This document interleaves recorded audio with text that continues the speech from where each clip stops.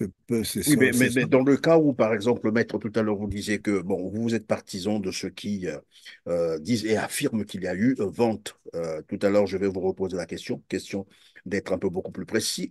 Il y a eu vente de ces terres. Ça veut dire qu'on a versé de l'argent à Denis Sassou Nguesso ou à Oui. Christelle Sassou Nguesso.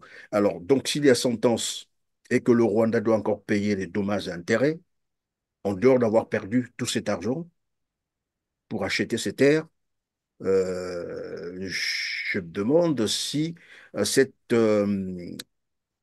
j'allais dire, cette possibilité est de mise, ou alors finalement on va se retrouver dans une situation où le Rwanda va carrément, ben voilà, soit refuser ou procéder par des méthodes de violence comme il le fait en RDC.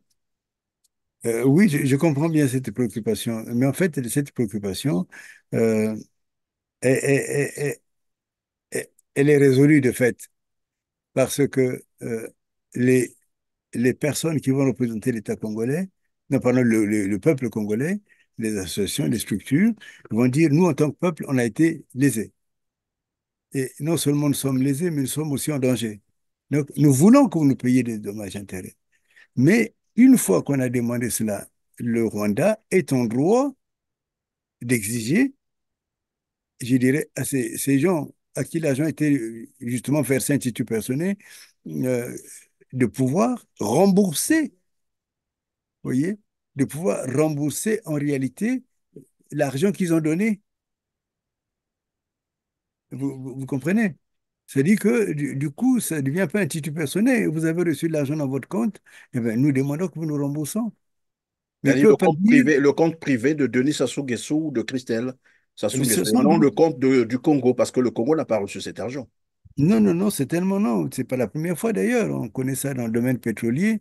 Et donc, il y a une demande. Le Rwanda n'est pas lésé en tant que parti, mais il fait une demande réconventionnelle.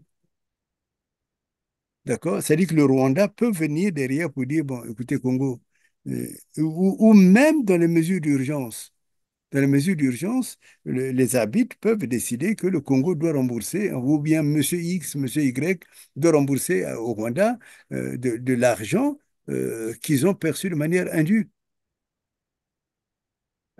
Alors donc, vous êtes, et tout à l'heure je l'ai rappelé, partisan, sinon de ceux qui pensent que les terres ont été vendues, alors que pour le gouvernement congolais, les terres n'ont pas été vendues ni cédées au Rwanda. Est-ce que vous pouvez nous donner quelques éléments qui vous font dire que les terres ont été vendues? Qu'est-ce qui vous fait dire que les terres ont été vendues? Mais rien que la demande rwandaise, vous savez bien que même quand c'est Mabiala, je crois que c'est Mabiala, Mabiala avait Pierre reçu Mabiala, oui. oui, quand Mabiala avait reçu la visite de l'ambassadeur de Rwanda, et l'ambassadeur n'agit pas de son propre fait ou fort. Mais quand l'ambassadeur s'est rendu là-bas, c'était pour aller demander, et ça s'était dit publiquement, c'est pour demander des titres de propriété. On est d'accord? Oui, ça, l'information existe encore sur le site officiel du Rwanda, oui, du Voilà. gouvernement rwandais. Donc, et, et, et, et, et ces derniers temps, il y a aussi beaucoup de tensions qui se développent autour des titres de propriété. Je peux vous dire que même au Congo, et je reprends donc la démonstration pédagogique que j'avais faite, Je vous en prie. c'est de dire que quand tu achètes un terrain, on te demande de payer de l'argent au propriétaire. Le propriétaire va demander ce qu'on appelle l'autorisation du chef de, comment on appelle ça? Du chef du Chef de quartier, quartier, et oui. ainsi de suite, voilà. Et après, on va demander ce qu'on appelle le certificat, je crois, c'est permis d'occuper. Permis d'occuper au titre Et tout foncier. cela, évidemment, il faut toujours payer de l'argent un peu, ainsi de suite. Mais une fois que tu as le permis d'occuper, c'est là que tu peux commencer à construire ta maison. Mais en réalité, si tu vas aller jusqu'au bout de la chose, tu demandes ce qu'on appelle un titre de propriété. On est d'accord? Ça, je crois que tous les Congolais le savent, au moins les Congolais qui sont propriétaires. Vous voyez. Donc, ça signifie que un locataire ne peut pas venir, si vous le logez dans votre maison, vous l'hébergez, il a son seul devoir, c'est de payer les loyers. Mais si le propriétaire commence à demander des titres de propriété, vous imaginez bien, c'est une démonstration la plus élémentaire qui soit. S'il commence à demander des titres, c'est que vous n'êtes plus propriétaire. Vous Et comprenez? donc devenir propriétaire de, voilà, des terres dont il demande d'ailleurs les titres fonciers. Oui. Et vous savez, ça va loin. S'ils deviennent propriétaires, vous savez ce que ça signifie? Ils ont vendu une partie du Congo.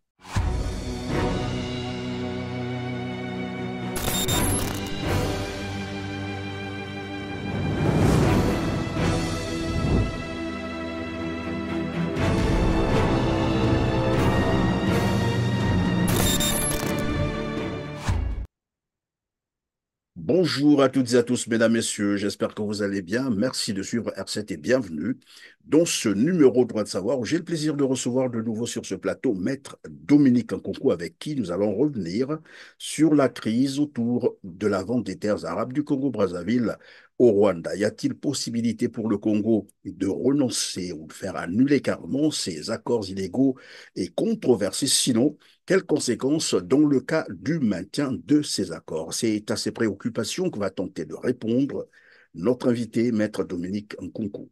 Bonjour, Maître. Bonjour, bonjour à vous, cher ami Christian. Comment allez-vous? En tout cas, je vais bien, merci. Et vous-même, ça va?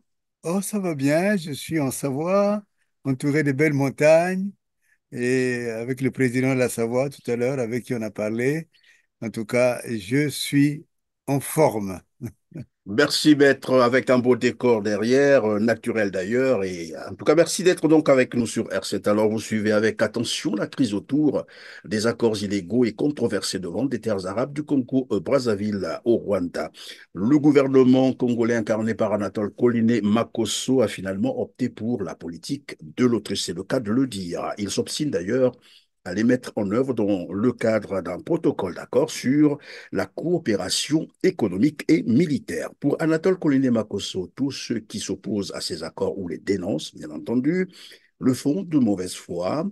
Ils portent atteinte aux institutions de l'État. Ils agissent par émotion. Que lui répondez-vous? D'abord, euh, c'est lui qui fait la politique de l'émotion, parce que la politique est un fait. euh, J'aime beaucoup, quand je faisais la sociologie en Sorbonne, on disait, la politique est trop sérieuse pour être confiée, si vous permettez, au cancre, hein. Il n'y a pas d'émotion. Au contraire, c'est le pays entier qui voit la menace, parce que nous savons que Mobutu a été piégé par ce même type d'accord. Et maintenant, ce qui était des réfugiés, ça devient des Banamilenge, c'est pas toutes ces choses-là. Et maintenant, c'est tout un pays, c'est des millions de gens qui meurent. Et que les Congolais se lèvent et se soulèvent même pour dire, Monsieur, vous avez peut-être volé notre souveraineté en tuant, c'est ce qu'a fait Sassou jusqu'à présent, mais vous n'avez pas le droit de nous enlever notre terre. Et en fait, il n'y a aucune émotion. J'en ai fait personnellement la démonstration. C'est un peu la même situation, rappelez-vous, lorsque je soutenais que, comment ça s'appelle, Kolela n'était jamais arrivé vivant à Paris et que c'était un cadavre qu'on avait amené et même j'ai mis jusqu'à présent le doute sur le fait que pour moi, c'est pas Kolela qui a été enterré en France. Et rappelez-vous, je fais le parallèle parce que j'étais pratiquement le seul à me battre pour cela. Et la réalité historique, elle est là. Donc, en fait, maintenant que nous défendons et je défends cette vente qui a été pratiquée, il n'y a aucune émotion derrière, aucune. Gouverner, c'est prévoir. Et pour vous, finalement, le gouvernement congolais n'a pas mesuré, sinon vu beaucoup plus loin, parce que là, il est allé probablement se mettre un nœud au cou, c'est ça. Je crois. Et plus que cela, c'est même pas se mettre le nœud au cou, c'est que maintenant, le piège s'est levé et en fait, ils n'ont plus, comment on appelle ça, ils n'ont plus de prise. il n'a plus de prise avec la réalité. Il peut plus mentir au peuple parce que c'est souvent le sommeil. La dernière fois, je disais, mais c'est comme ce capitaine qui avait dit à Jonas, est-il encore temps de dormir? Vous voyez? Et le Congo est en danger. Les Congolais sont en danger. Ils ont déjà été mis en danger 40 ans après. Maintenant, en fait, ils sont en danger. Ils se réveillent.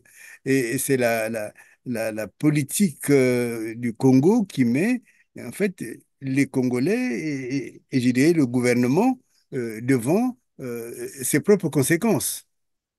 Alors, Quand maître, justement, oui. oui, pour vous, ces accords sont une erreur stratégique ou simplement une ruse ou une volonté manifeste finalement du régime congolais incarné par Denis Sassou Nguesso de vouloir évidemment nuire aux Congolais, j'allais dire. Et je crois que c'est la suite du fameux Mouebara. Voilà, pour moi, c'est très délibéré. Euh, Sassou fait la politique de la terre brûlée. Déjà avec le génocide de Lari, rappelez-vous, quand je l'ai défendu, il n'y a personne qui mouftait, il n'y a personne qui parlait. Et maintenant, ça devient pratiquement le discours récurrent, puis c'est de la réalité. Et je crois que ce qu'il a commencé à expérimenter avec les Lari, il a continué avec le pool. Et maintenant, au-delà du pool, ça devient carrément un problème après moi le déluge. Hein. C'est ça, en fait, hein, la démarche de Sassou. Après moi, le déluge, c'est de vendre le pays, parce que, attendez, et plus de, je crois, de 900 et quelques hectares. 980 Hein. kilomètres, oui, 980 kilomètres carrés.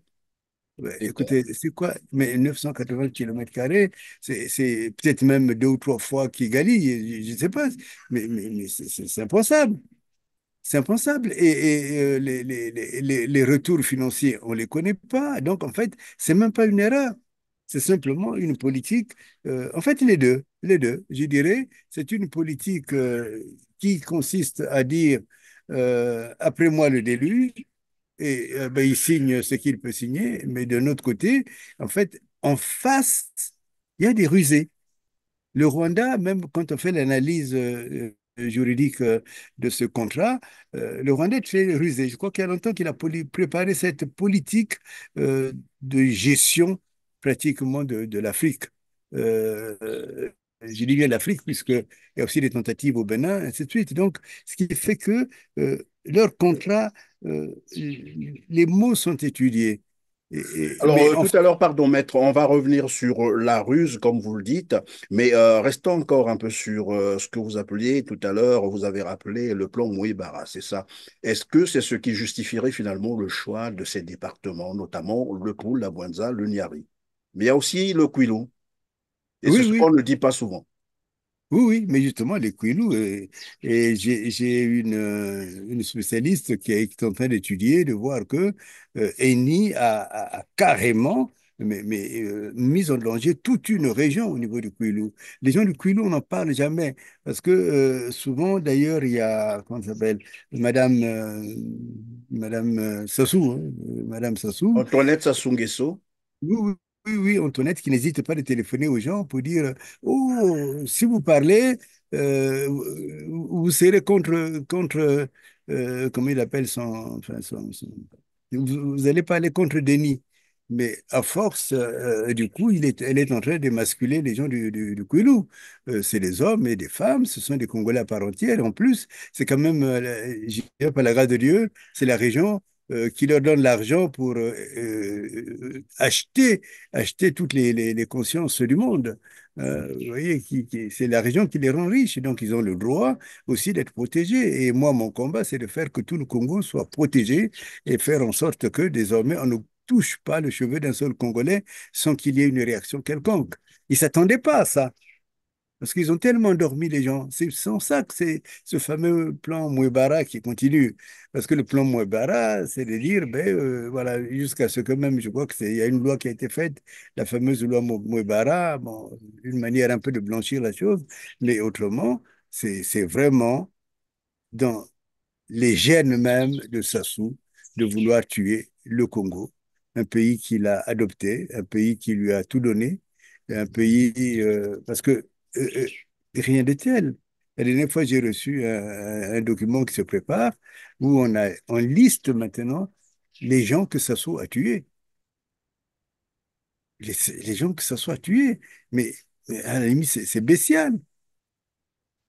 C'est bestial. Il a tout tué. On a dit Youlou a tout volé alors qu'il n'avait même rien volé. C'est même pas ce qu'il a volé. Mais on dit, maintenant, il faut dire, Sassou a tout tué. A tué tout le monde. Tout le monde. Alors, donc, c'est ce qui faisait dire à un de nos invités sur ce plateau même que finalement, Sassou Nguesso n'est qu'un criminel sous la peau d'un prétendu politique. Il n'a rien à voir d'un politique, c'est plutôt un criminel qu'on a placé à la tête du Congo pour des Absolument. intérêts impérialistes. Et même pour ses propres intérêts d'abord, parce que souvent on voit toujours l'impérialisme, mais l'impérialiste, si tu dis ou non, peut-être il va te tuer, mais tu as dit non. Sassou, c'est d'abord pour ses propres intérêts. Il a tué, il a tué. On voit bien même comment il a tué des rivaux, y compris au niveau de, par rapport à sa femme. On voit bien comment, à tous les niveaux, il est comment on dit, criminel serial, c'est pas comment on dit ça, euh, un criminel, En série, voilà, en série. criminel en série, oui. Et évidemment, bien entendu, que en face, des gens comme ceux qui gèrent ce qu'on appelle une certaine France, hein, c'est pas la France. Comme disait Senghor, je refuse cette France qui n'est pas la France. Cette France-là, ils ont trouvé en lui, je dirais, un bon tirailleur, hein, parce qu'il peut tuer, il peut faire cela. Donc, Évidemment, lorsque vous parlez de ces crimes qu'il a beaucoup tué les Congolais, et généralement ce sont des intellectuels congolais qui ont été éliminés, des politiques, des gens qui étaient capables évidemment de faire quelque chose pour le Congo-Brazzaville. Est-ce qu'on peut parler là d'une certaine stratégie politique pour qu'il reste seul sur la scène politique, éliminer tout le monde, tous ceux qui font écran, qui font l'ombre, sa mais oui. présence? Ben, c'est ce qu'il fait. C'est ce qu'il fait. Et d'ailleurs, même, c'est le danger. Attention, les gens sont en train de toujours parler derrière. Mais si qui signe, qui parcourt un peu le monde avec l'argent du Congo, passe, il sera encore plus dangereux que son papa. Mais la démarche de base, c'est vraiment, c'est même pas ceux qui font l'ombre, mais ceux qui pourraient diriger le Congo différemment. Mais tout récemment, rien que le Sassou qui est allé tuer à l'hôpital général de ses propres mains Kolela, avant, avec la complicité des gens comme Dr Bileko, avant de les envoyer comme ça, d'envoyer le cadavre en France. Donc, c'est-à-dire que c'est tous ceux qui sont pour lui Mais des maître, gens. là, vous êtes en train de faire des affirmations graves tout de même. Dire Mais qu'il est allé justement, tuer. je l'ai fait exprès parce que le Congo est un lieu où la vérité n'a pas de place. Moi, je voudrais bien que tous ces gens, s'ils veulent passer par la justice, j'y serai, je viendrai. Mais la démarche, docteur Bileko, il faudrait qu'un jour il s'explique un peu qui l'a accompagné, qui l'a accompagné pour venir dans ce fameux avion. Est-ce que c'est un vivant? Est-ce que c'est un mort? Est-ce que c'est un cadavre qui a été pris à N'Djamena? Tout cela, c'est ça l'histoire, parce que c'est la vérité qui libère. Vous voyez? C'est pas pour rien que les Sud-Africains, avec Desmond Tutu et Mandela, ont opté pour vérité et réconciliation. La vérité permet de se réconcilier. Dire la vérité ne signifie pas du tout allez, tout le monde va être tué. Non. Il y a d'autres manières d'arriver à faire en sorte que cette histoire soit écrite. Mais elle doit être écrite dans la vérité. Mais jusqu'à présent, c'est le mensonge. Le cardinal, on l'enterre vivant. Bon, alors maintenant, c'est vrai que tout le monde se bat pour que le cardinal soit canonisé. Moi, le premier, je le souhaiterais bien. Mais peut-être qu'il y a un procès de base qu'il faut faire. Qui a tué le cardinal? Et Alors, sur lorsque les... vous parlez, pendant que vous parlez déjà du cardinal, tout à l'heure, vous avez aussi évoqué que Denis Sassou Nguesso, en fait, dans sa stratégie, se met à éliminer physiquement tous ceux qui peuvent diriger au mieux le Congo-Brazzaville. J'imagine que maintenant que nous sommes en pleine crise créée par ces accords illégaux, hein, dont on Mhm. fait état ici, le jeudi dernier, Denis Sassou Nguesso a envoyé une mission chez Monseigneur Bienvenu Manamika, c'est l'archevêque de Brazzaville, après avoir bien sûr tenu quelques propos pour dire nos terres ne sont pas à vendre et pas question, il est inadmissible, c'est ce qu'il faut dire, de vendre les terres du Congo. Nous allons les défendre en substance, hein, je rappelle un peu ce qu'il a dit. Nous défendrons donc nos terres bec et ongle, pas question de les vendre. Et là, donc on apprend jeudi dernier Denis Sassou Nguesso a envoyé une mission conduite par Anatole Koliné-Makosso et Arlette Nono Soudan, vous les connaissez, je crois, qui ont donc Oui. rencontré Monseigneur Bienvenu Manamika. Est-ce que il y a là un risque de reproduction de ce qui s'est passé avec le cardinal Émile Biaenda? Parce que là, il s'est opposé à cette stratégie de vente des terres du Congo au Rwanda. Et voilà, Denis Sassou Nguesso en personne envoie une mission. Je ne sais pas, est-ce qu'il faut voir là une pression, une menace ou comment expliquer ça? Mais en fait, d'abord, c'est un honneur. C'est un honneur que, enfin, les évêques et les archevêques et les pasteurs, enfin, toutes ces personnes puissent prendre une parole de vérité et puissent s'opposer, osent s'opposer, parce que c'est ce que j'avais dit dans le grand procès. J'avais dit, mais à travers le monde, je dis bien à travers le monde, quand on parle de la révolution sud-africaine, on ne peut pas parler de la révolution sud-africaine si on enlève Desmond Tutu. C'est impossible. Quand on parle de l'évolution de l'Amérique du Nord, ben, on ne peut pas parler de cette évolution si on enlève le pasteur Martin Luther King.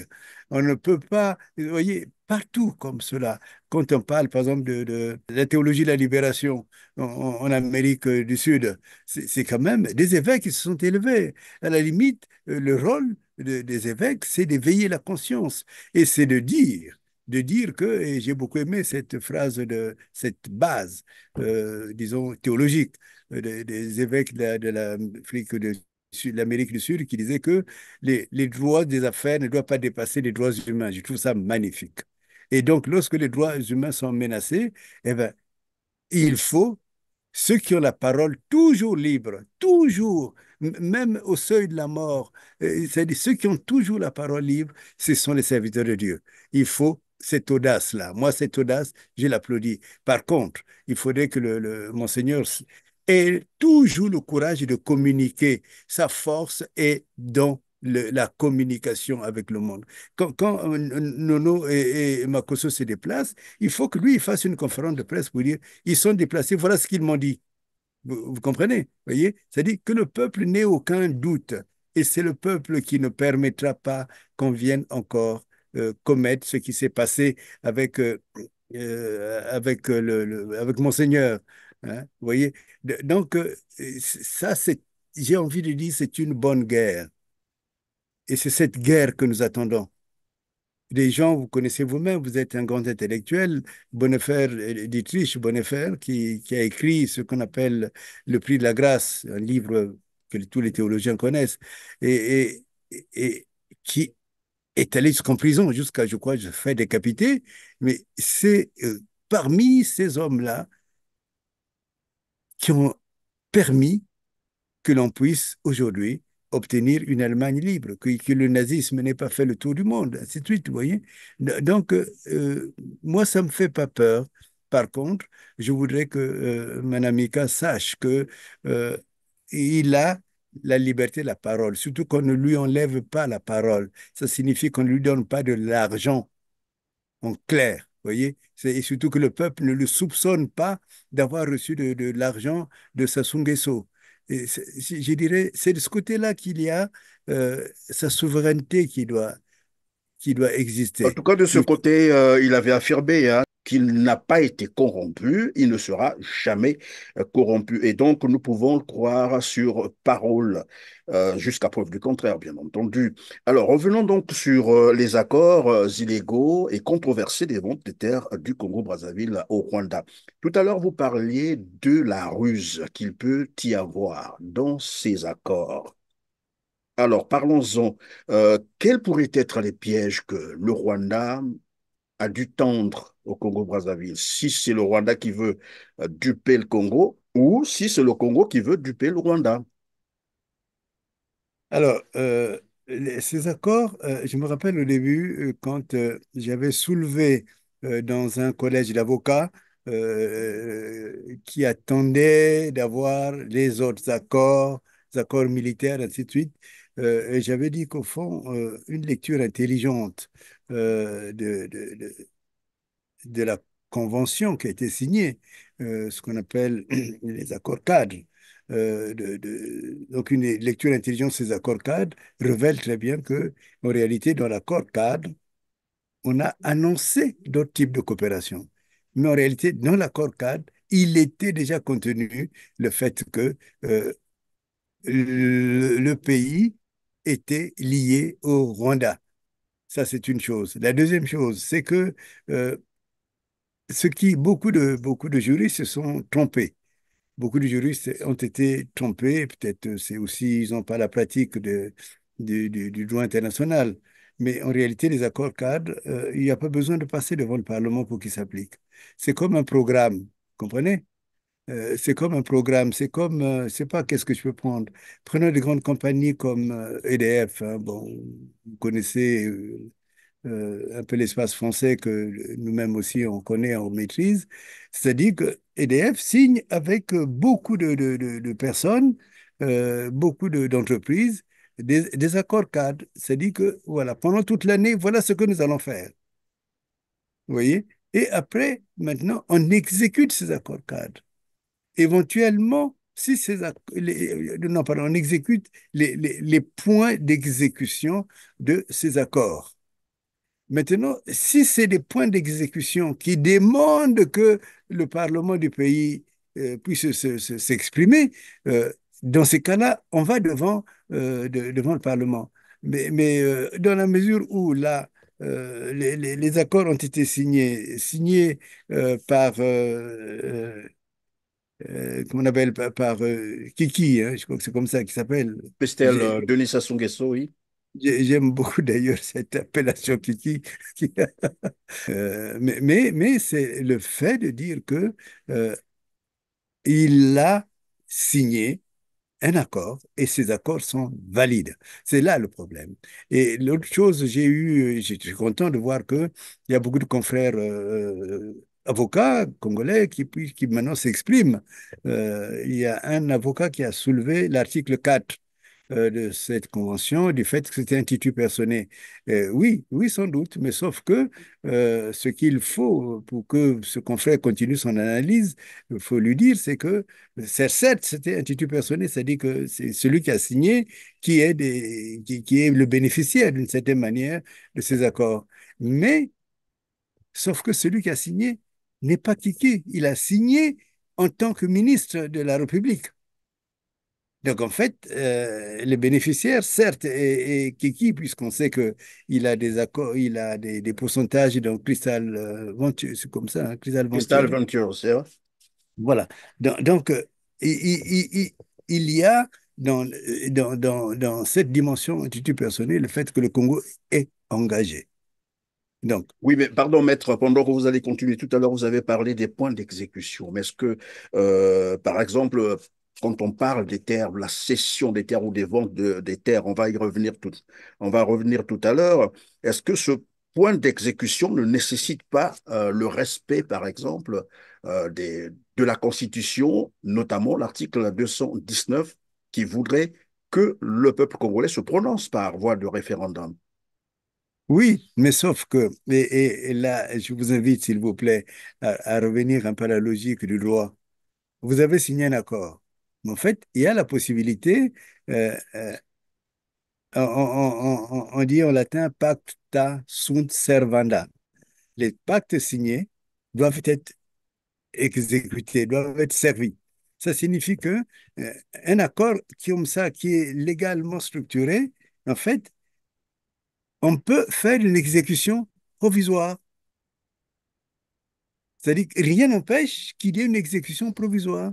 C'est ce qui fait que le discours que souvent d'ailleurs vous avez remis en lumière de Kiki à Kigali est exactement le type d'exécution provisoire.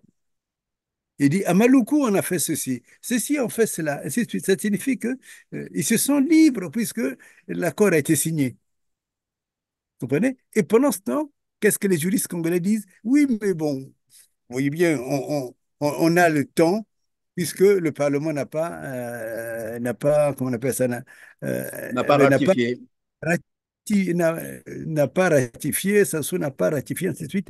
Oui, oui, oui, sans doute. Mais sauf qu'à terme, la preuve, l'exécution, elle est là. L'exécution, c'est-à-dire, je ne sais pas si vous me permettez, là, moi, de Je plus vous en en plus, j'aime beaucoup les proverbes Larry, hein. On dit Sombe Zakela Mbaku, c'est-à-dire que le renard est autour du palmier là, qui donne des Nsombe, et il entend les ronflements, il se dit ils vont sortir. Mais en réalité, les Nsombe sont en train de vivre leur vie, comprenez? C'est-à-dire que les Congolais attendent qu'il y ait un acte qui soit déposé au Parlement. J'ai écouté beaucoup d'interviews, mais j'ai dit non, simplement, ce ne sont pas des bons analystes juridiques. Au niveau de l'international, il y a des fonctionnements. Et ces fonctionnements-là font que le Congo a cédé des terres, a vendu. Alors, maître Dominique Nkunku, puisque finalement les accords ont été signés, vous avez aussi dit que bah, ils sont pas obligés de passer par le Parlement. Et le constat, c'est que ces accords sont mis en œuvre. Nous sommes en train de le voir. Est-ce qu'il y a possibilité de renoncer à ces accords ou de les faire annuler? Oui, et c'est là que, quand j'ai dit que qui est un cric, euh, vous savez que je vous avez parlé de l'article, même c'est vers la fin de cette fameuse convention. Oui, nous pouvons le dénoncer. Les procédures ont été même indiquées par la voie diplomatique. Et ça se comprend. Ça dit que on ne passe pas par d'autres revendications que les courriers, les échanges de courriers. Mais vous savez, dans combien de temps ça doit être dénoncé? Je dis bien uniquement le dénoncement. Eh bien, il faut attendre 11 ans. Et je ne l'invente pas. J'invite tout le monde à lire. Euh, cette convention, elle est bien écrite hein, du point de vue du Rwanda. J'aurais été rwandais, j'aurais dit, bah, chapeau, ça c'est une réussite. Mais vous ne pouvez le signer que, et plus le dénoncer qu'au bout de 11 ans. Vous imaginez ce que ça représente? Pas avant. C'est 10 ans et une année de plus. Donc, je dirais même si c'était les gisements, puisqu'il là-dedans, il y a aussi des mines, hein, les gisements seront déjà vidés. On aura fait des multimilliardaires au Rwanda, mais au bout de 10 ans plus une année. Donc, c'est l'absurdité. Est-ce que, pardon, maître, vous êtes en train de dire qu'avant ces 10 ans-là, il n'y a aucun mécanisme qui existe, juridiquement parlant, pour renoncer à ces accords? Du moins tel que ça a été dit. Beaucoup de gens d'ailleurs m'ont écrit en disant, oui, mais bon, nous on ne se fait pas de soucis puisque le Parlement n'a jamais signé, n'a jamais ratifié ou fait ratifier. Euh, euh, bon, j'en ai ri un peu, mais ça, c'est le béaba du droit, la réalité du droit. Mais quand on est sérieux, on sait bien qu'à l'intérieur, il n'est prévu aucun mécanisme. Sauf que il y a un point qui a été soulevé et que j'ai soulevé et que je soulève encore. En fait, il y a, pour toute contestation, il y a un recours qui est prévu euh, euh, à l'arbitrage. L'arbitrage, c'est hors ce qu'on appelle les juridictions d'État et souvent, les arbitres sont des arbitres internationaux.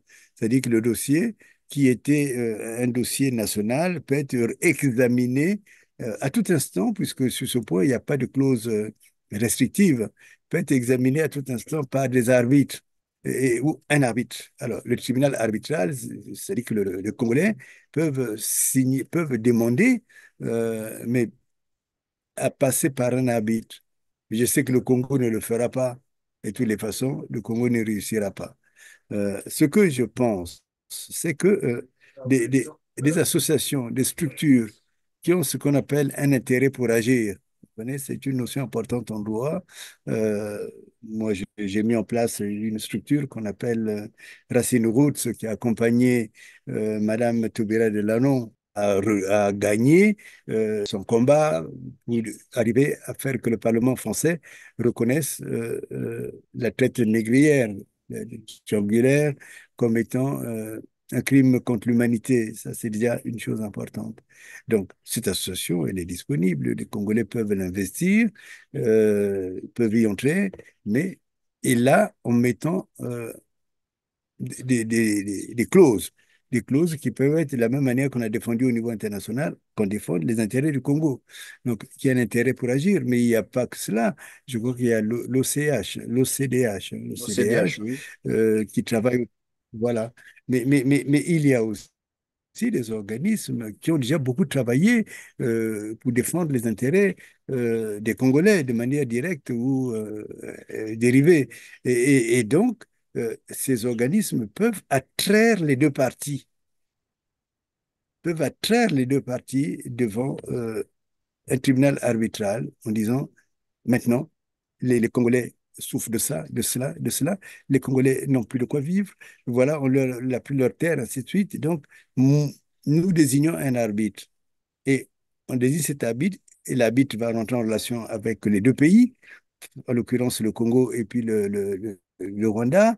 Et donc, l'arbitre va faire son enquête, mais de manière indépendante. Et, et, et là, la décision qui sera rendue, l'arbitre, c'est une décision exécutée. Il faut l'exécuter. On peut prendre à partir de l'arbitre ce qu'on appelle les mesures d'urgence. Oui, il Oui, peut y mais avoir pardon, une maître, pendant sentence, que vous le ça joue. dites, vous parlez de l'arbitrage. À ce moment-là, qui est habile à initier cette procédure? Est-ce qu'il faut que ce soit l'État? Parce que là, nous sommes dans un cas de figure où l'État incarné, donc en fait le gouvernement incarné par Denis Sassou Nguesso, ne veut rien savoir et donc ne le fera pas. Mais est-ce que la population congolaise ou les organisations non gouvernementales locales peuvent le faire, peuvent initier cette procédure? Je pense que oui. Je pense qu'il peut même être créé un consortium des organisations ou des associations qui auront, dans ces cas, un intérêt à agir parce que ben, les Congolais sont en danger, parce que, c'est-à-dire que justifier pourquoi il est de leur intérêt, même au niveau international, hein, surtout les organisations qui ont eu l'habitude de traiter des affaires congolaises, peuvent saisir de manière concertée, peuvent saisir un arbitre. Mais ce serait bien que ce soit des structures en majorité congolaises, ou tout au moins pardon, qui travaillent pour l'intérêt du Congo, de telle façon que les royalties ne restent pas, par exemple, souvent c'est en France hein, ou dans des pays où on a planqué l'argent, donc qu'il y ait des royalties qui soient, pardon, des intérêts à agir, qu'on désigne un arbitre où il peut avoir un tribunal arbitral qui va être désigné. On connaît un peu les mécanismes, hein. Je peux être ainsi, je suis interrogé sur ce point-là, je peux expliquer comment ça se passe. On le pratique, nous, à divers niveaux, mais je crois que c'est la seule possibilité qui existe. Et là, attention, il faut bien savoir que ce n'est pas seulement le Rwanda qui serait attrait à la cause, mais ce serait les deux pays, les deux pays et toutes les personnes qui ont individuellement eu intérêt à le faire. Des sociétés comme Cristal ou même à titre personnel, hein, c'est des personnes euh, comme Kiki, comme Sassou. Alors, il faudrait savoir que par les voies de sentence, c'est-à-dire que la sentence, c'est le jugement qui est pris par qu'on appelle ça, par le juge arbitral ou le tribunal arbitral, il n'y a pas, on ne va pas chercher, et c'est ça peut-être qui est rassurant pour les gens comme les Kiki, on ne va pas chercher à envoyer en prison les gens, mais on va demander à ce que les opérations soient annulées. on va demander à ce que tout ce qui a été fait comme tel soit annulé. Mais on va demander aussi des dommages-intérêts, parce que c'est quand même, il y a eu beaucoup de dommages, beaucoup, beaucoup, beaucoup. Et donc, toutes ces choses-là, on peut les exécuter. Et j'ai envie de dire, euh, je leur tends un peu une perche, hein, à ces gouvernements qui sont souvent, qui signent des choses un peu comme des abrutis, pour la porte de sortie. Et c'est ça qui me paraît la porte de sortie. Il n'y a pas d'autre porte. Je ne sais pas. Les gens disent on va annuler, mais on va annuler quand? Comment? Déjà la Oui, mais dénonciation, attention, la quand on fait procédure pardon, la procédure que vous êtes en train d'expliquer, apparemment, ça prendra quand même du temps, mais entre-temps, que devraient faire les Congolais face à ces accords qui, dans l'apparence, ont peut-être, pas peut-être, ont certainement des clauses léonines. Oui, oui, mais justement, euh, Monsieur Perrin, en réalité, et contrairement à ce qu'on pense, euh, l'arbitrage est une procédure de célérité. Ça va vite. À la limite, au bout de 6 mois au maximum, maintenant, le problème est résolu. Donc, vous voyez, c'est très important. Mais justement, et c'est ce que j'avais développé. Il y a des clauses léonines, plus que cela, des clauses pathologiques. C'est-à-dire qu'en fait, il y a des clauses sur lesquelles, à l'intérieur, j'en ai vu, je ne peux pas les énumérer, mais c'est surtout le fameux article où il faut attendre 11 ans pour pouvoir dénoncer.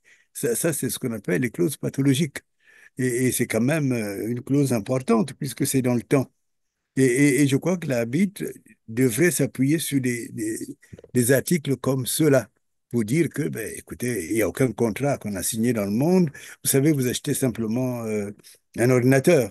On vous donne la possibilité même de renoncer à la vente s'il y a euh, c'est un défaut, c'est quelque chose, vous voyez. Mais si on veut attendez 11 ans, d'ailleurs, 11 ans, on n'aurait plus, donc, vous comprenez? Donc, c'est vraiment une clause, là, c'est une clause pathologique. Et beaucoup, beaucoup d'affaires dans le domaine, dans ce domaine-là, beaucoup d'affaires ont été résolues à travers des clauses pathologiques. Mais est-ce que Et ces clauses lorsqu'ils ont pathologiques, parlé de cette clause, euh, pardon, maître, lorsqu'ils disent qu'il faut 11 ans avant de renoncer ou de revoir certains aspects, est-ce parce qu'ils se sont projetés, se disant 11 ans après ou dans 11 ans, ils seront plus au pouvoir, que ceux qui viendront pourront se débrouiller avec voilà, le Rwanda, c'est ça? mais je crois, mais d'un autre côté, je me demande s'ils ont lu cette clause, hein. Pardon, c'est pas du mépris pour les gens qui occupent le pouvoir, mais simplement, peut-être qu'on a dû glisser ce jour-là 1 000 € dans la poche de, de, de Christelle. Donc, papa, voilà, je signe. Et si c'est le Mais, cas, pardon, maître, si c'est le cas, qui a dû glisser cette clause?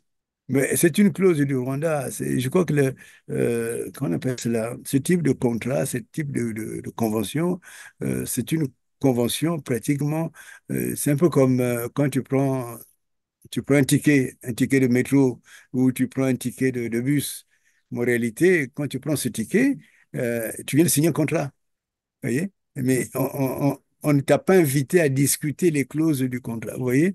Donc là, dans le cas d'espèce, le Congo, on lui a versé son argent dans le compte et donc il y a une clause qui a été à l'intérieur il n'y a même aucun intérêt de regarder. Et après, ben, maintenant, ils ont signé. Donc, c'est tout. C'est-à-dire que c'est le Rwanda. Moi, je crois que le maître, véritable maître d'œuvre de cette supercherie politique et puis euh, internationale, et je dirais même diplomatique, c'est le Rwanda. Parce que le Rwanda, c'est ce qu'on appelle les intentions. Il y a des intentions de domination, des intentions euh, d'expansion ces intentions, malheureusement, elles ont produit leurs effets dans le sud, dans l'est de La RDC. la RDC. Évidemment, la tragédie, elle est énorme. Elle est énorme. Et donc, c'est pour cela que quand les Congolais ou certains Congolais se réveillent, moi, je ne peux que les applaudir. Je ne peux vraiment que les applaudir. Mais aller jusqu'au bout de la chose, parce que le Congo est en danger. Alors, je voudrais, on est presque à la fin de cette émission, qu'on revienne un peu sur l'explication de cette procédure d'arbitrage comment ça fonctionne concrètement et qui désigne le pays qui pourrait arbitrer, par exemple. Alors, peut-être que il faudrait montrer par un exemple l'intérêt de la procédure arbitrale. Souvent, j'ai cité le cas c'est une sentence qui est maintenant d'ailleurs étudiée au niveau des universités, dans les grandes études de droit. Et, la Libye, quand le jeune Kadhafi est venu au pouvoir, ils étaient aussi pauvres que le Congo actuellement. Et les géants qui étaient là-bas, c'était Texaco. Texaco, c'était les Américains qui étaient puissants dans la gestion du pétrole. D'ailleurs, je crois qu'à un moment donné, au Congo, il y avait aussi une station Texaco. Donc, ces géants du pétrole, Kadhafi voyait bien qu'il ne peut rien faire si vraiment il ne les attaque pas. Donc, il a décidé d'une politique comment on appelle ça, nationalisation, pardon. Et en nationalisant, évidemment, ils ont eu les réactions américaines. Un peu comme d'habitude, c'est un peu euh, la raison du plus fort, voyez. Et après, ils se sont décidés à désigner un arbitre. Et contre toute attente, vu les éléments que la partie libyenne avait mis en place, donc l'arbitre, ou le tribunal arbitral, avait décidé que la Libye avait raison. Et ça coûtait beaucoup d'argent à Texaco. Et c'est avec cet argent, et par la suite, en nationalisant la, la- l'exploitation du pétrole de son pays, que Kadhafi a réalisé des œuvres. Parce que on l'a, comme on dit, on l'a blacklisté partout, ainsi de suite, justement à cause de cela. Mais en réalité, il a créé une bonne politique. Vous savez bien que quand vous êtes ingénieur, vous rentrez à l'époque en Libye, on vous donne la maison, on vous donne ceci, vous voyez, mais tout cela a été fait avec intelligence, mais aussi ça a été fait parce que l'arbitrage a pu donner des moyens à la Libye. Alors, dans le cas d'espèce, qu'est-ce qui peut être fait? À mon sens, on ne peut pas confier ni un pays tiers, parce que ça, c'est ce qu'on appelle les médiations. La médiation dit que, on va dire, bon, allez, l'Afrique du Sud, venez, soyez, qu'on appelle ça, médiateur entre nous et le Rwanda, faites ceci, faites cela. Ça, c'est la médiation. Et cette médiation, elle a sa valeur, mais en réalité, sa valeur est limitée. Mais en réalité, ce qui se passe, c'est il faut que nous trouvons ce qu'on appelle une tierce partie. Et la tierce partie, ce serait, je crois, pour moi, euh, les associations, mais aussi des organisations internationales qui ont intérêt à agir pour le Congo. Et d'ailleurs, qui ont déjà fait trembler le Congo. Donc, ces associations, en s'unissant, ils vont désigner un arbitre. Vous voyez, j'explique un peu pas à pas la procédure. Ils désignent un arbitre, c'est-à-dire quelqu'un de préférence qui est reconnu internationalement. Et ça, c'est ce qu'on appelle l'arbitrage ad hoc. On désigne un arbitre. Et l'arbitre va désigner, euh, va écrire à la partie adverse pour dire, bon, voilà, moi j'ai été désigné, je n'ai pas, et justement, il y a une clause de base, hein, c'est qu'il ne faudrait pas que la personne qui est désignée puisse avoir ce qu'on appelle euh, des des intérêts contradictoires dans l'affaire, mais qu'il puisse avoir vraiment une liberté euh, de, de, de, de pensée, d'action, de réflexion, mais aussi de décision. Donc, écrit à la partie adverse. Et là, dans le cas d'espèce, il y aura deux parties adverses. Il y aura le Rwanda et il y aura le Congo.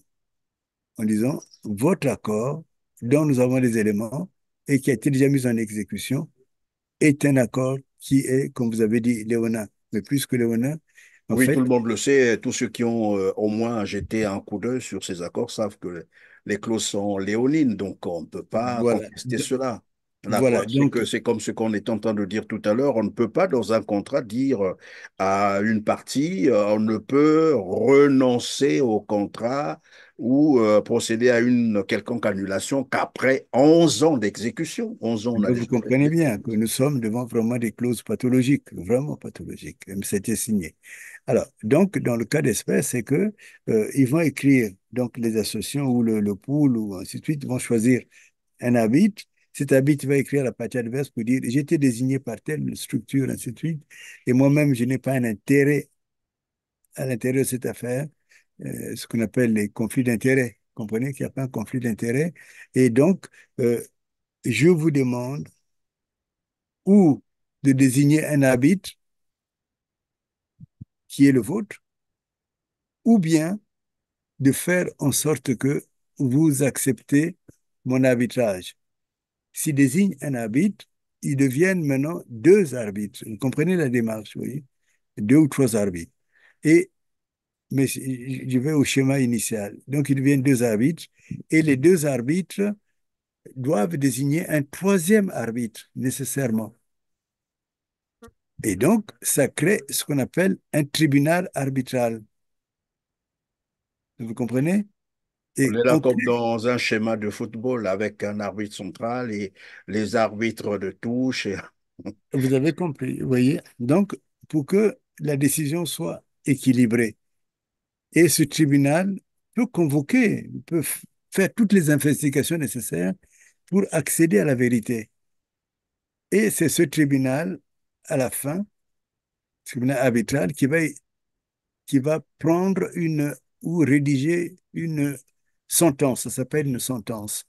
Mais en réalité, cette sentence, c'est comme un jugement. Et une fois que la sentence, elle est décidée, et ce qui est important, c'est que même avant qu'on arrive à la sentence finale, euh, tout de suite, les arbitres peuvent prendre ce qu'on appelle les mesures d'urgence.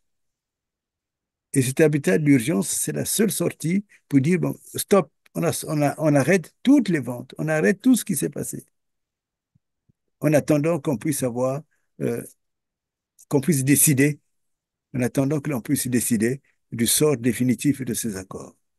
Donc là, vous voyez, immédiatement, on peut mettre en place. Alors, je précise que la décision finale, la sentence, elle est rapide. Souvent, les gens pensent que ça prendra du temps. Non, elle est rapide. Et non seulement elle est rapide, mais également, en fait, au bout de 6 mois, un an, le problème peut être résolu ou va être résolu. Donc, vous voyez qu'il y a un intérêt pour les Congolais de travailler dessus. Vous voyez? Donc, Et il y donc, a pardon, maître Dominique Nkunku, pendant que vous le dites, en dehors de la clause pathologique, puisque nous parlons ici de 11 ans après, donc on ne peut réviser ces accords ou les renoncer que 11 ans après, est-ce que les éléments, par exemple, le fait d'avoir cédé tout j'allais dire, tous les secteurs d'activité économique du Congo. On parle ici de l'ingénierie informatique, l'environnement, le transport, la santé, la sécurité aussi, l'éducation, bref, l'agriculture. Tous ces secteurs ont été cédés sans appel d'offres. Est-ce que cet aspect de problème peut aussi peser, mais par exemple, de... bien entendu, vous avez tout à fait raison de soulever tout cela. D'ailleurs, c'est comme toujours, hein, vous êtes très perspicace, mon cher Christian. Je Vous vous en soulevez prie. là des points importants, d'autant que c'est des points de puissance publique même. Vous voyez, par exemple l'armement, par exemple toutes ces choses-là qui ont été déjà mises en place, ça fait partie de ce qui, qu'on appelle cela, de ce qui est régalien. Vous voyez, ce qui est important. Donc, ça fera partie des éléments présentés. C'est-à-dire que dans ces cas-là, l'association ou les structures qui vont être mises en place vont présenter un rapport, un mémoire. On fait un mémoire. Donc, les parties adverses aussi vont faire des mémoires.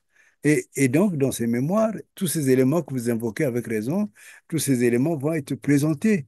Vous comprenez? Et en les présentant, justement, on arrive à ce que les arbitres puissent avoir la connaissance véritable du dossier.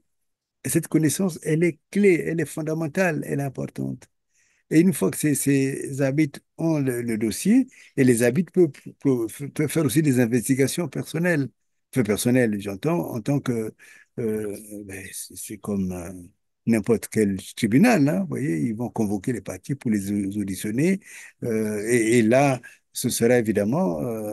c'est pour ça que l'intérêt, il est de grand intérêt de pouvoir choisir des arbitres capables de tenir en face, capables de ne pas se laisser se corrompre. Donc, de là, il en sort des éléments d'appréciation qui vont dire, voilà les mesures urgentes qu'il faut prendre parce que les gens sont en danger.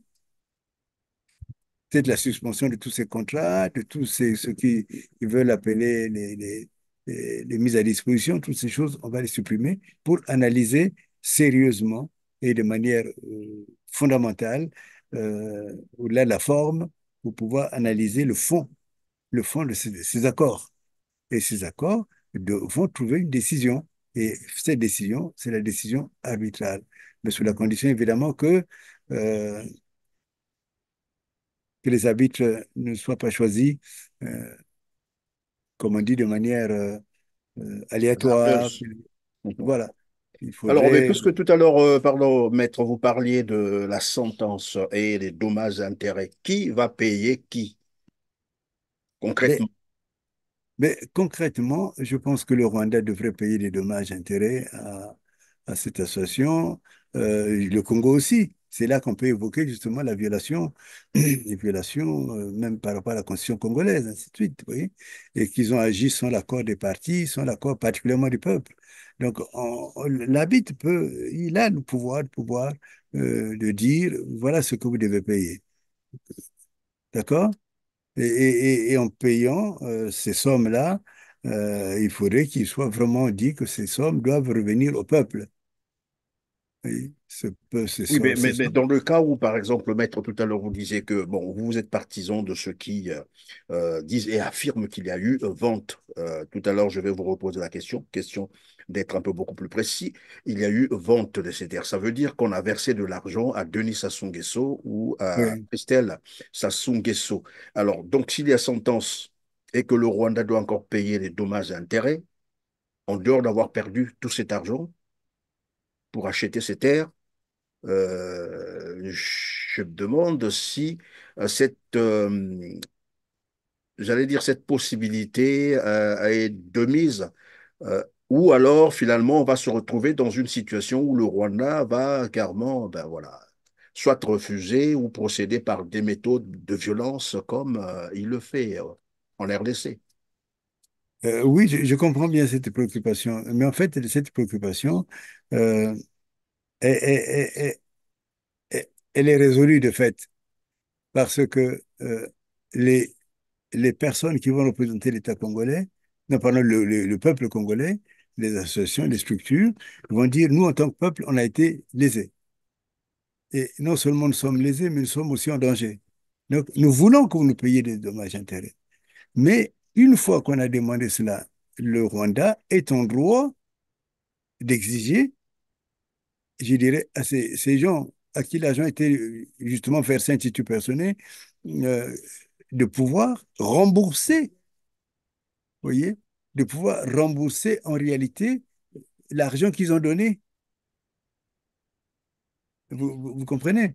C'est-à-dire que du coup, ça devient un peu un titre personnel. Vous avez reçu de l'argent dans votre compte, eh bien, nous demandons que vous nous remboursons. Mais ils ne C'est-à-dire peuvent pas dire, le compte privé de Denis Sassou Nguesso ou de Christelle Sassou ce Nguesso, sont non le compte du Congo, parce que le Congo n'a pas reçu cet argent. non, non, non, c'est tellement non. C'est pas la première fois d'ailleurs. On connaît ça dans le domaine pétrolier. Et donc, il y a une demande. Le Rwanda n'est pas lésé en tant que parti, mais il fait une demande réconventionnelle. D'accord? C'est-à-dire que le Rwanda peut venir derrière pour dire, bon, écoutez, Congo, ou même dans les mesures d'urgence. Dans les mesures d'urgence, les arbitres peuvent décider que le Congo doit rembourser, ou bien Monsieur X, Monsieur Y doit rembourser au Rwanda de l'argent qu'ils ont perçu de manière indue. Alors donc, vous êtes, et tout à l'heure je l'ai rappelé, partisan, sinon de ceux qui pensent que les terres ont été vendues, alors que pour le gouvernement congolais, les terres n'ont pas été vendues ni cédées au Rwanda. Est-ce que vous pouvez nous donner quelques éléments qui vous font dire que les terres ont été vendues? Qu'est-ce qui vous fait dire que les terres ont été vendues? Mais rien que la demande rwandaise, vous savez bien que même quand c'est Mabiala, je crois que c'est Mabiala, Mabiala avait Pierre reçu Mabiala, oui. oui, quand Mabiala avait reçu la visite de l'ambassadeur de Rwanda, et l'ambassadeur n'agit pas de son propre fait ou fort. Mais quand l'ambassadeur s'est rendu là-bas, c'était pour aller demander, et ça s'était dit publiquement, c'est pour demander des titres de propriété. On est d'accord? Oui, ça, l'information existe encore sur le site officiel du Rwanda, oui, du Voilà. gouvernement rwandais. Donc, et, et, et, et, et, et ces derniers temps, il y a aussi beaucoup de tensions qui se développent autour des titres de propriété. Je peux vous dire que même au Congo, et je reprends donc la démonstration pédagogique que j'avais faite, Je vous en prie. c'est de dire que quand tu achètes un terrain, on te demande de payer de l'argent au propriétaire. Le propriétaire va demander ce qu'on appelle l'autorisation du chef de, comment on appelle ça? Du chef du Chef de quartier, quartier, oui. ainsi de suite, voilà. Et après, on va demander ce qu'on appelle le certificat, je crois, ce permis d'occuper. Permis d'occuper au titre Et tout foncier. cela, évidemment, il faut toujours payer de l'argent un peu, ainsi de suite. Mais une fois que tu as le permis d'occuper, c'est là que tu peux commencer à construire ta maison. Mais en réalité, si tu vas aller jusqu'au bout de la chose, tu demandes ce qu'on appelle un titre de propriété. On est d'accord? Ça, je crois que tous les Congolais le savent, au moins les Congolais qui sont propriétaires. Vous voyez. Donc, ça signifie que un locataire ne peut pas venir, si vous le logez dans votre maison ou l'hébergez, il a son seul devoir, c'est de payer les loyers. Mais si le propriétaire commence à demander des titres de propriété, vous imaginez bien, de manière, c'est une démonstration la plus élémentaire qui soit. S'il commence à demander des titres, c'est que vous n'êtes plus propriétaire. Vous Et comprenez? donc devenir propriétaire de, voilà, des terres dont il demande d'ailleurs les titres fonciers. Oui. Et vous savez, ça va loin. S'ils deviennent propriétaires, vous savez ce que ça signifie? Ils ont vendu une partie du Congo. En un mot, on a là créé ou on va créer euh, une enclave rwandaise Mais au Congo, On, c'est ça. on a Maluku et toutes ces structures-là, c'est devenu des structures rwandaises. Vous comprenez? Parce que là, tout ce qui est formel, les conditions, tout cela a été posé. L'argent a été versé. Donc, en fait, ce qui reste simplement, et là, le Congo hésite, le Congo a peur. Mais maître, est-ce que dans le cadre, par exemple, de l'octroi, parce que ça aussi c'est un terme qu'on a beaucoup lu, dans le cadre de l'octroi, puisque l'ambassadeur dit des terres que le Congo a octroyées au Rwanda, est-ce que dans le cadre d'octroi aussi, on peut demander un titre foncier ou de Mais propriété? cet ambassadeur, c'est un bon juriste. Octroi, ce ne sont que des ruses politiques. Mais quand vous octroyez, ça signifie que vous n'êtes plus propriétaire de la chose.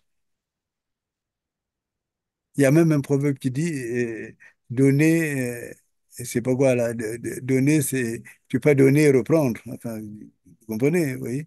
Donc, dans le schéma, c'est-à-dire que le plus simple qui soit. Là, je crois que je ne fais pas des hautes démonstrations. C'est dans la vie de tous les jours. Quand vous commencez à demander des titres de propriété, c'est que vous avez la conviction, plus que la conviction, vous avez les éléments qui vous permettent de dire j'ai acheté et vous m'avez vendu. Et c'est ce qui fait dire donc aux Rwandais que ces terres acquises sont désormais leurs terres. Et on a entendu ça dans le reportage réalisé par la télévision rwandaise, pas n'importe laquelle en plus, c'est la télévision nationale et donc qui est une institution. Ça, il faut le rappeler aux gens. Et jusqu'à preuve de contraire, il n'y a pas eu de démenti, il n'y a pas eu de correction. Et donc, on se dit que ces terres ont été évidemment octroyées, vendues. En tout cas, les démonstrations ont été faites. Mais maître Dominique Nkunku, quelles pourraient être donc les conséquences si jamais ces accords sont maintenus? Mais s'ils sont maintenus, il faudrait que les Congolais oublient ces parties du pays qui sont devenues une partie de la superficie rwandaise. On va assister d'abord à un phénomène colonial. Quand la France, la grande France, comme on disait, avait plein de colonies dans le monde, c'était la réalité, c'était quoi? Ces gens qui étaient dans ce pays étaient devenus au mieux des esclaves, au pire des colonisés à vie, jusqu'à ce qu'on passe par la décolonisation, par beaucoup de choses comme cela, vous comprenez? Euh, quand on l'a eu au Zimbabwe. Vous connaissez le combat qu'a mené le premier président du Zimbabwe. Euh, on a été même partout, on l'a traité de tous les noms, mais en réalité, il a fallu se battre encore pour libérer. Vous voyez, est-ce que le Congo a ses forces pour se battre? Non, je ne vois pas le Congo. Ce Congo-là, qui a été déconstruit mentalement et économiquement par Sassou Nguesso, c'est un Congo faible, c'est un Congo échoué. Ce n'est plus un véritable État. C'est même pas le Congo des Machua qui a résisté aux bombes coloniales, mais c'est un Congo émasculé qui n'a pas de force. Faut appeler les choses par leur nom. Il ne faut pas écouter ces mensonges politiques. Le Congo a cédé plus de 900 je crois, kilomètres carrés, je sais 900 pas combien, kilomètres, oui, 980 kilomètres carrés, vous l'avez dit tout à l'heure. qui C'est appartiennent, presque trois fois plus que Kigali. oui, et ces parties appartiennent désormais au Rwanda.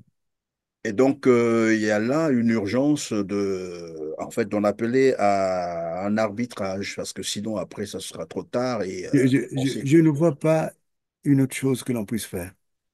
C'est peut-être le moment où même ceux qui ont volé l'argent du Congo, c'est maintenant qu'il faut se réveiller pour sauver le Congo. Beaucoup ont volé. Beaucoup sont devenus des multimillionnaires. Mais quoi ça va vous servir si le Congo n'existe plus? Il est temps.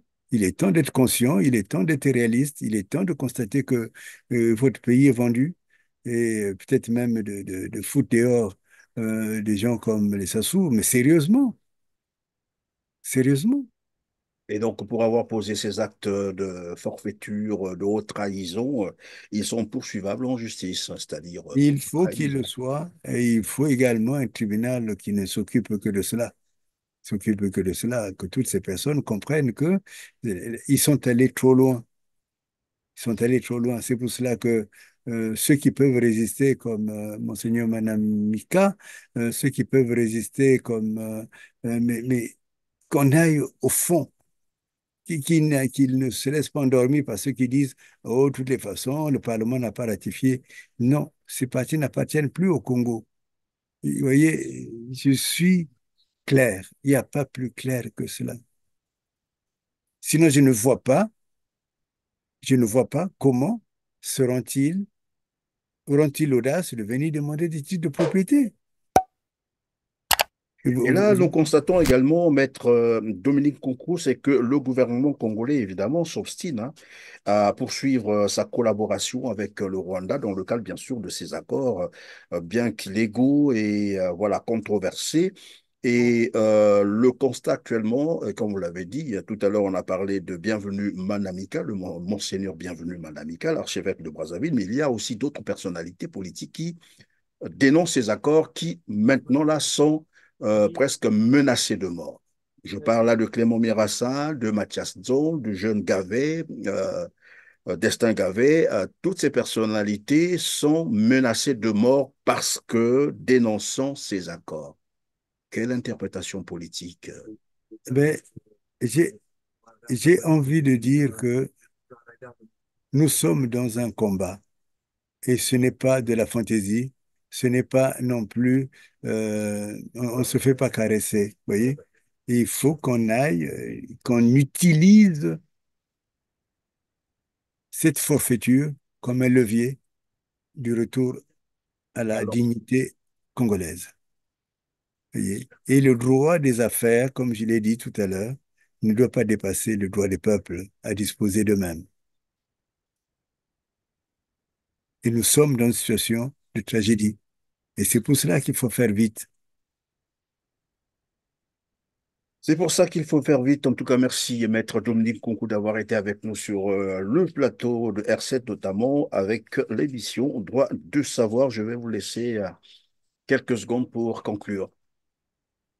Mais conclure, c'est de dire que nous aimons notre pays. Et nous sommes arrivés où aimer le pays doit être factuel et réel. Chacun, en ce qui le concerne, doit faire quelque chose, doit agir. Il y a toujours un moyen pour agir. Et je pense que, il faut que les Congolais arrêtent de rêver, que les Congolais arrêtent de soutenir cet état de savoir. Nous, au niveau international, on fait le maximum pour informer les opinions. Et ce pouvoir est au bout de souffle. Il ne faut plus avoir peur de ce pouvoir. Et j'ai même envie de dire, tous ceux qui ont volé le Congo, c'est l'occasion de rendre au Congo. Parce que je sais qu'il y en a beaucoup qui ont volé. Il y en a beaucoup. Et donc, tous ceux qui ont volé, je vous donne l'occasion de pouvoir rendre au Congo. Et initier tout de suite, tout de suite. Moi, si je suis contacté, je peux proposer tel arbitre, tel autre, vous voyez. Et initier, mais vraiment tout de suite, la procédure arbitrale. Et demander tout de suite à l'arbitre ou aux arbitres des mesures d'urgence. Et parmi ces mesures, l'annulation, au moins à titre provisoire, de ces accords. Et là, nous entrons après dans des procédures normales qui déboucheront par une sentence, mais une sentence avec des dommages-intérêts. Et je demande que les réparations ne soient pas reversées dans les comptes des Sassou. Et que le Rwanda, qui a payé de l'argent, qui a fait une mauvaise affaire, ne puisse plus, ne puisse pas demander aux Congolais, vous venez faire la guerre aux Congolais, mais le Rwanda doit demander à ceux qui ont perçu son argent de le restituer. Et dans ces cas, même les arbitres peuvent ordonner cette restitution. Et donc, je dirais, le Rwanda n'a rien à perdre là-dedans. Mais le Rwanda ne peut pas continuer parce que les Congolais sont vraiment en colère. Je pense qu'ils sont vraiment en colère. Et il est temps que cette colère devienne réelle. Il y a une colère d'un peuple qui peut être qualifiée de colère sainte, vraiment, surtout quand les intérêts d'un pays sont menacés. Et l'arbitrage, puisqu'elle est prévue, puisque cet arbitrage est prévu également dans euh, le fameux accord cadre, mais entrons par cette voie, voyez. En tout cas, moi, en ce qui me concerne, comme dans l'affaire Kolela, j'utilise mon intelligence pour que le Congo soit libre. Bon, peut-être les gens ne le comprennent pas. Parfois, j'utilise des mots qui peuvent être des mots techniques, mais je suis un expert, c'est normal. Mais quand on me pose la question, j'essaie de revenir comme dans le cas de la... Je pense que quand je prends l'image du titre de propriété au Congo, tout le monde comprend bien ce que ça signifie un titre de propriété. Vous voyez, vous n'allez pas vous déclarer propriétaire d'une maison dans laquelle vous êtes en location. C'est de l'escroquerie. Donc voilà, vive le Congo et je voudrais vraiment que le Congo vive. Voilà, Merci, Maître Dominique Concours. Je rappelle que vous êtes avocat et donc je vais simplement dire à nos téléspectateurs, aux Congolais particulièrement, que le dernier mot revient aux Congolais. On ne libère pas absolument. un peuple doit se libérer. Tout seul, en tout cas, merci encore d'avoir été avec nous sur R7 et merci surtout de votre disponibilité. Mesdames, Merci Messieurs, beaucoup. je Merci à vous vous et je fais l'éloge de votre intelligence. Merci beaucoup. Et de merci votre beaucoup, résistance. Merci, Maître Dominique Coucou. Mesdames, Messieurs, nous sommes à la fin de cette émission. Merci de nous avoir donc accompagnés, comme d'habitude. N'oubliez pas de cliquer sur le petit pouce en l'air. C'est juste en bas de cette vidéo. Vérifiez bien. Et pour ceux qui ne sont pas encore abonnés, faites-le pour être prévenus de toutes nos prochaines productions. Dites-nous également en commentaire ce que vous pensez de cette émission après l'avoir aussi beaucoup partagée pour nous permettre d'atteindre un plus grand nombre de téléspectateurs. On se dit au revoir et à la prochaine occasion. Merci.